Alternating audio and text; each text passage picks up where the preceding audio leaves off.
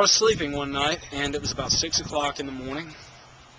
Basically, what happened is I was awakened at about that time. It was right before the sun came out, and the light was pretty much, I guess, kind of creeping up a little bit. So it was a little bright in the room, slightly, but not very bright. It was still very dark, but you could see decently.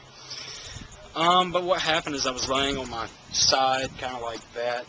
Well, actually, at first I was kind of laying on my belly, it's kind of weird to describe. But I was laying like that, and over the bed was facing in this direction, and the wall was here. There was a wall right here, a wall right here. The bed was pressed up against the wall. There was a door that way. And basically I was laying down, and all of a sudden I hear a popping sound on the bedpost. The bedpost is made out of metal, so when you press in the centerpiece, it pops. It's like a metal popping sound. It's really hard to describe. But it woke me. It awakened me, and it awakened me. But anyways, when I heard that noise, I was like, "What the hell was that?" I was like, "What was that?" It woke me up. It shocked me. But this all probably happened in like a few seconds, but it felt a lot longer than that when it actually happened.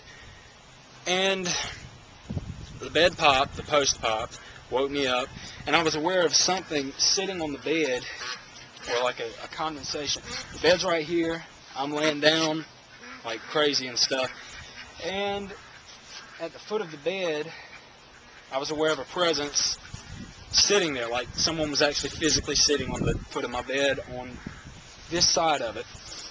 And basically I was like, wow, I in a split second, before I even flipped over, I had a bunch of different thoughts run through my mind. For example, I was thinking that somebody might have broken into the house for a second, and the next thought that ran through my mind is maybe it's my little brother Jared, because he's up late a lot of times. And then all of a sudden, in that split second, I don't know how I was thinking this fast, but I was like, I thought about it, and I was like, well, why would Jared be watching me while I was sleeping? Which, that is kind of an ironic thing to think about. It kind of freaked me out a little bit.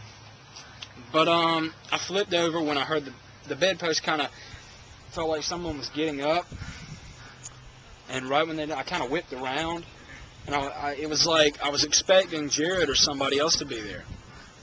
But the bed had plastic on it, under the covers and everything, and the plastic made a sound that plastic would make if you got up out of the bed.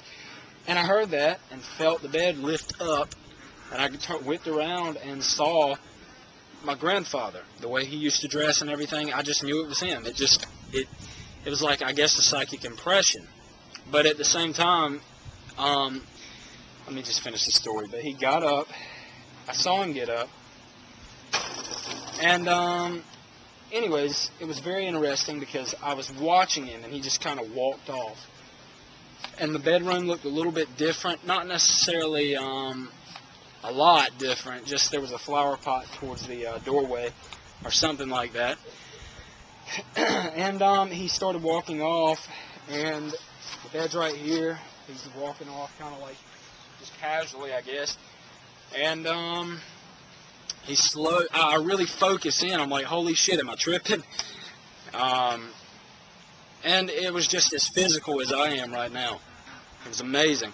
As I focused in, he sort of faded out. And the room became as normal, basically.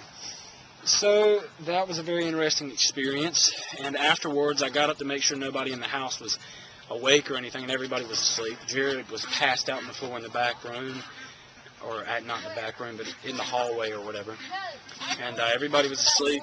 I actually woke everybody up, and I was really shocked. I don't think I might have told some people about it right off the bat, but it was amazing. And experiences like that really shocked me and made me investigate matters of this nature.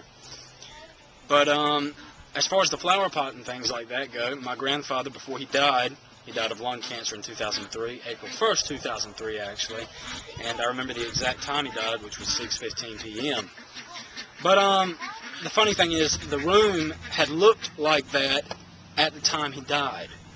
and he had spent a lot of time in that room, which I didn't know about. I really didn't. I couldn't remember that far back. But he spent a lot of time in that room, and he didn't die there, but he spent a lot of time while he was going through hospice and all that in that room. Then he died in the living room or whatever, and I was the last person to speak to him when he died. But I saw him in that room, that morning, and it was just a very, very amazing experience. It influenced me for the rest of my life, and what influenced me so far. And one of the interesting things is that since then I've had many, many more amazing experiences. I think that the more you learn about things like this, the less afraid you become. It's still just as mysterious, which is something that is very appealing to a lot of people, but you sort of gain an understanding of things. And that experience really influenced me in a lot of ways. A lot of ways. And I investigated everything, and the flower pot had actually, or whatever it was like a flower pot thing, but it had been in that room around the time he died, and I didn't know about that. But it was very, very interesting, validating a lot of the things that I saw. As far as seeing him there, I don't know if that was a psychic impression or not. It seemed like he was, I wouldn't say it was a psychic impression, and by my account, I didn't really interact with him very much, but I'd say that was his spirit actually visiting me and just, letting me know that he was okay. And it really, really has amazed me. And that's really not the only thing that has actually happened to me only. But most of the things of a paranormal nature, if you want to call it that have happened to me, have been working with other people and helping them develop their mediumship and things of that nature. But basically, in this video, I've given you a pretty, summarized and well-rounded theory on apparitions, and also my personal account of seeing my grandfather's spirit. So I hope you enjoyed this video, and as I like to say, investigate everything for yourself, and I'll have more videos up of me testing Isaac soon. I hope you guys have a great day.